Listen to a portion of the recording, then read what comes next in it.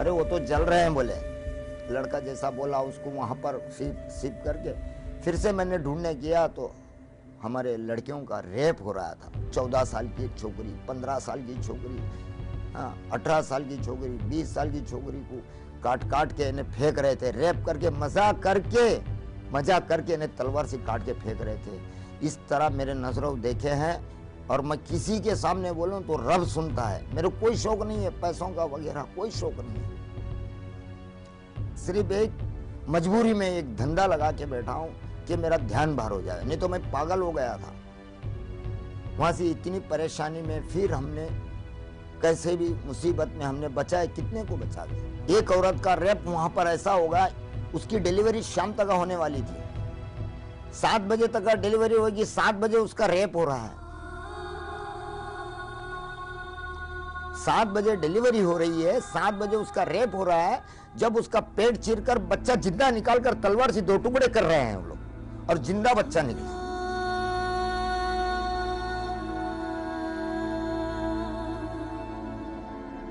तलवार से पेट चीरकर बच्चा निकाल के 2 टुकड़े करे हमारे नजरों से देखते हुए। 4-5 साल का लड़की क्या की, 20 साल का, 25 साल का, 18 साल का एक जवान इस तरह रेप कर रहा है। 12 साल 14 साल की छोकरी को लंगी करके रेप कर रहा है। चिल्ला रही है बच्ची, अब्बा अम्मा बचा लो।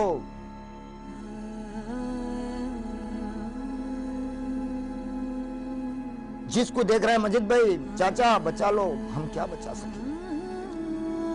ये नजर देखें, रब को सुना रहे, हमारे आंसू निकल निकल के खून निकल गया है। मेरे बीवी बच्चे, 3 लड़के 3 लड़कियां और मेरी बीबी, ये मर गए हैं। हमारा लड़का पूरा 20% जला हुआ है, यासीन। और इस हालत में हम बहुत गम आता है। रोटी खाई नहीं जाती, हमको खाना नहीं खाया जाता, चैन से नींद नहीं होती। आंख मूछता हूं तो याद आता, मैं किसको बोलूं? बोलने से तो आने वाले नहीं है।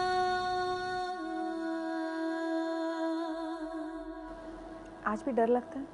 हमको डर यही है कि ये लोग कभी भी हमला कर सकते हैं हमारे ऊपर। 2 वक्त धमकी भी लिए, मेरे को धमकी मिली है, दूसरों का हम नहीं बोल सकते। आपके ऊपर उसके बाद भी जानलेवा हमला हुआ है? हाँ, उसके बाद भी हुआ है। 2 फेरी, एक रास्ते में हुआ है, 2 फेरी मेरे घर पे हुआ है। ऐसा क्या हुआ था? यही कि बोले पैसा ले लो कि नाम नहीं बताने का। सरकार तो क्या दी है, 35 लाख दिए, हम 4 करोड़ रुपया देगा एक को बोलने का। नाम नहीं बोलने का? नाम नहीं बोलने का कोर्ट में। हमने तो नाम बता दिया, हमको रुपया प्यारा नहीं है, हमारे बीवी बच्चे प्यारे हैं, हम झूठ क्यों बोले? क्या किया अपने आप को संभालने के लिए कि रोज याद ना आए? सब्र कर रहे हैं हम। आपको लगता है सब्र का फल मिलेगा? मिलेगा। हम तो जज साहब को बोला है कि जज साहब इसका अंत यही आएगा, जिसने करा है उसको सजा मिलना चाहिए, कि आइंदा से नहीं कर सके। और गुजरात के अंदर क्या कहीं भी कोई भी गांव में भेदभाव नहीं होना चाहिए। आपको कुछ उन लोगों ने भी धोखा दिया जो हिंदू थे, जिन पर आप भरोसा करते थे? हाँ, भरोसा करते थे, उन्होंने धोखा दिया। हमारे बाजू में पड़ोस में रहते थे, एक साथ में मेले में रहते थे। कभी सोचा नहीं होगा आपने वो ऐसा करेंगे आपको? कुछ नहीं, जिंदा जलाया उन्होंने हमारी बीवी बच्चों को जिंदा। हमने बोला भी, गुड्डू तू ये क्या करता है? मुझे यकीन है मजीद भाई, इन 10 साल में आपने कई बार ये सोचा होगा कि इससे तो अच्छा होता मुझे मर जाते तो अच्छा था। सोचते हैं कभी कभी, मर जाते तो अच्छा था। ये देख नहीं सकते थे, बोल नहीं सकते थे, अच्छा रहता था।